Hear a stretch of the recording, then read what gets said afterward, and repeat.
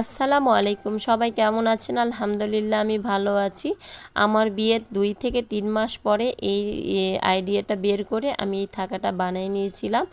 এটা গ্লাসের দোকানে যে 3টা গ্লাস কেটে নিয়ে আসছিলাম, আর এই যে 6টা স্টার নিয়ে এসে আমার বেশি খরচ পড়ছিল না, কত যেন 240 থেকে 260-এর মতো খরচ পড়ছিল। কিন্তু তখন আমার কাছে শোপিসও ছিল না, এত ফার্নিচারও ছিল না, সিঙ্গেল 2 জনের জন্য যতটুকু লাগে ততটুকুই ছিল। তখন আমার কাছে মনে হতো সবচেয়ে দামি জিনিসটা এটা। এখানে কিছু গাছ রাখতাম, আমার কাছে অনেক ভালো লাগতো। আমার বিয়ের 13 বছর ধরে এই জিনিসগুলো আমার সঙ্গে আছে, এই থাকাটা আমার সঙ্গে আছে, এই জন্য আমি আর এটা বাদ দিই নাই। আগে মালিকদের বলে অনুমতি নিয়ে ডিল করে লাগাইতাম, এখন তো নিজের স্থায়ী ঠিকানা হয়েছে আলহামদুলিল্লাহ। এখন তো ফিক্সডভাবে লাগাই ফেলছি। যত ফার্নিচারই হোক আমি এটা বাদ দিতে পারি না, যত শোপিসের স্থানই হোক, কারণ এটা অনেক দিন থেকে আমার সঙ্গে আছে, এই জন্য আমার কাছে খুবই ভালো লাগে। এই 3টা থাকাতে গাছ রাখলে তো অনেক সুন্দর লাগে, কম খরচের মধ্যে অনেকই ভালো লাগে। কিছু মানি প্লান্টের গাছ আপনাদের সঙ্গে শেয়ার করতেছি। আমার মানি প্লান্টের গাছ দেখতে খুব ভালো লাগে। এই যে বড় পাতার মানি প্লান্ট, এটা অনেক গ্রো করছে, 2টা গাছ এরকম আমার আছে। এই যে এখন আল্লাহর রহমতে সব কিছু হয়েছে, কিন্তু মানুষের আশার শেষ হয় না, তাই না? একটা পূরণ হয়ে যায় আর একটা চাহিদা ইচ্ছা জেগে যায়, কারণ আল্লাহ যতটুকু দিয়েছে আলহামদুলিল্লাহ আলহামদুলিল্লাহ। আমার বাসাতে আমি, আমার বাসা, বাচ্চা কাচ্চা, হাজব্যান্ড নিয়ে আমি অনেক হ্যাপি। আপনারা আপনার পরিবারের জন্য দোয়া করবেন। এই যে এখানে একটা বড় পাতার মানি প্লান্টের গাছ আছে, এটাও অনেক সুন্দর হয়েছে।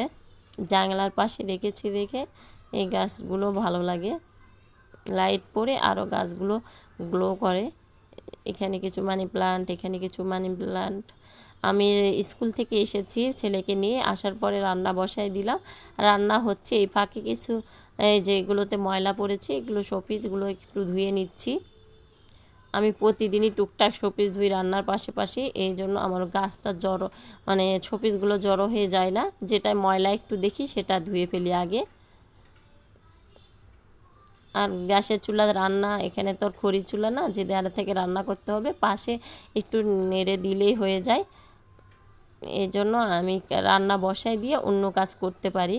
আর যদি খড়ির চুলা রান্না হতো বসে থেকে রান্না করা লাগতো, গ্যাসের চুলা রান্না দিকে পাশাপাশি অন্য কাজও করতে পারি। আর আমার ভিডিওটা যদি ভালো লাগে প্লিজ সাবস্ক্রাইব করে দিবেন আর একটা লাইক দিয়ে দিবেন। আমি সবগুলো এগুলো ধুয়ে নিচ্ছি, এটা অনেক ভারী, 3টার একটা সেট কিনছিলাম।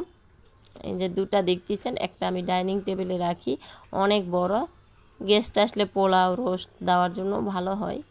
আর আমি এখন শোপিসই রেখে দিই এর উপরে।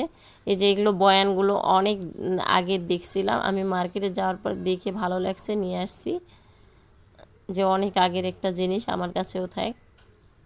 এগুলো সব ধুয়ে নিলাম। আমি এগুলো ওভেনের উপরে রাখি কিছুটা, এই জন্য ওভেনটা মুছে নিচ্ছি। আমার ওভেনের একটু ডিস্টার্ব হয়েছিল, সেদিন আমার হাজব্যান্ড চেক করছে, এই জন্য ওই নাটটা লাগানো হয়নি, একটু ফাঁকা হয়ে আছে, সবাই মানে স্কিপ করে যাবেন। এই যে রেখে দিলাম।